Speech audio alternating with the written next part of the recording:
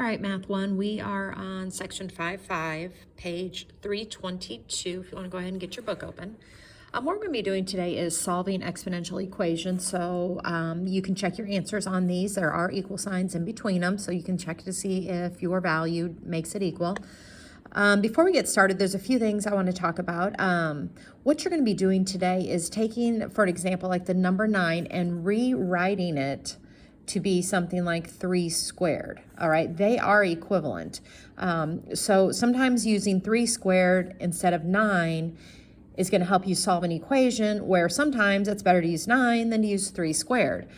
So it kind of just, goes back and forth with that. So you're just going to have to think like 27 is really 3 to the third power. 8 is really 2 to the third power. So you have to think in terms of, how can I rewrite this number as a power? How can I rewrite this number as a power? Now, not every number can be written as a separate power. Like 7, for example, the best I can do is 7 to the first power. There's nothing else. I can't do 2 to some power, 3 to some power to get to a 7. It's just not a perfect cube or a perfect square or anything like that, so I can't do anything more with it. So you'll be dealing with numbers more like this that you just have to think through and try to come up with what to that power. So here in a nutshell, here's what we're going to be doing today. You might have something like a base of 2, and I'm going to put n plus 1 here, and I want it to equal 2 to the third power. Well, if your bases are the same, that's your goal. You have to have these bigger numbers, which are called bases, the same. In order for them to be equal, all you have to do is set the exponents equal. So you would simply come down here and say, well, n plus 1 has to equal 3 in order for those to equal. Subtract your 1 over and you get n to be 2.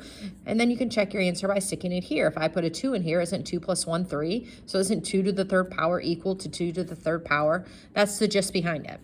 Okay. So over on the top of page 323, you're going to see something like this. And what you're going to look at is say, well, this is 7 to the x power. Well, I don't have a 7 over here. So I need to figure what power of 7 is 343. So you're going to go to your calculator. Well, you know 7 to the first is 7. You know 7 squared is 49. So maybe try 7 to the... let me get my calculator on. Maybe take 7 to the third power. And you get 343. So what I'm going to do is I'm going to leave the 7 to the x, but I'm rewriting this as 7 to the third power because I have to have my base numbers the same. This is still 343. I'm just writing it in a different way. Now that my base numbers are the same, I set my exponents equal. There's no math to solve. It's just simply x equals 3. Okay, on this one, since this is a fraction, I'm going to flip it and I'm going to make it go to the negative power. So first take it out of its fraction. And then again, I'm going to come to my calculator and I need to figure out 6 to what power is 216.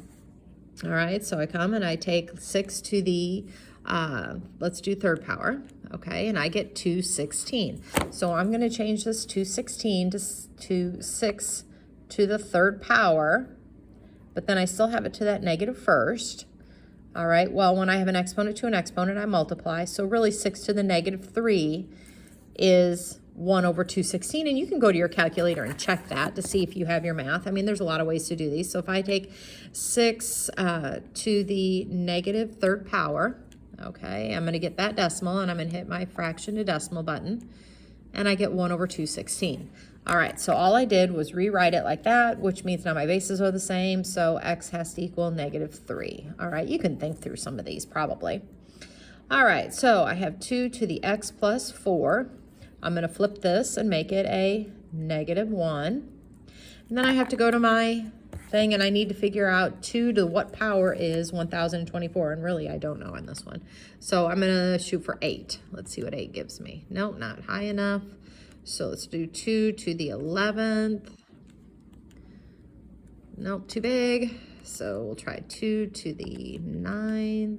Nope, too small. Obviously, it's 2 to the 10th. I don't know why I didn't go to that first.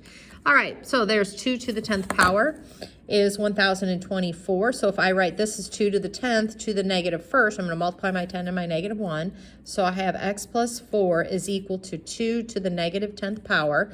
And then now that my base is the same, I come over here. I set my exponents equal to each other, subtract my 4, and x would have to equal negative 14. And if I put negative 14 in here, I get negative 10. And if I go to my calculator and take 2 to the negative 10 and change it, I get that. Okay, so try these on your own and see. Yep, this one should be 3. This one, I'm going to change. This is 5 to the third, 5 to the x plus 1. So x is equal to 2. Okay. All right, on the real world problems, all you're going to be doing is setting up equations and solving them just like you did. You have a function here that represents the number of regions formed when you fold a tablecloth X amount of times. So if you have a tablecloth, you fold it, now you have 2 regions, fold it again. Now you have 4 regions and stuff like that. So how many folds do you need in order to make it 128 regions? So you would say, well, if that's my formula, when will it equal 128? You're going to go to your calculator and you're going to see, how do I get 128 out of a 2? So 2 to the, I feel like, let's try 6th. No, that's 64. So it'd be 2 to the 7th. So 2 to the 7th power is 128. So after 7 folds. All right, here, the flying population of an experiment with X days. After how many days will the flies be that many? So you would say, here's what my model, when will it equal 1,296? So you need to figure out what power of 6 is that one. So you can take 6 to the, let's try 4th. Yep, 6 to the 4th power. So you're going to change that to 6 to the 4th power. You set these equal to each other. You subtract your 1. So when x is 3 and x is representing days, so after 3 days. Okay, so that's kind of how that's working. Okay, using a graph. So I think on this one, I'm not sure we'll do the graphing, but I think you will set it up when y is equal to 9 and y is equal to that one. You just set each equation equal to that. You graph it and where the intersection point is. But I'm not going to have you graph. It's too hard to do that. So there you go. I will put your homework on Google Classroom. Let me know if you have any questions.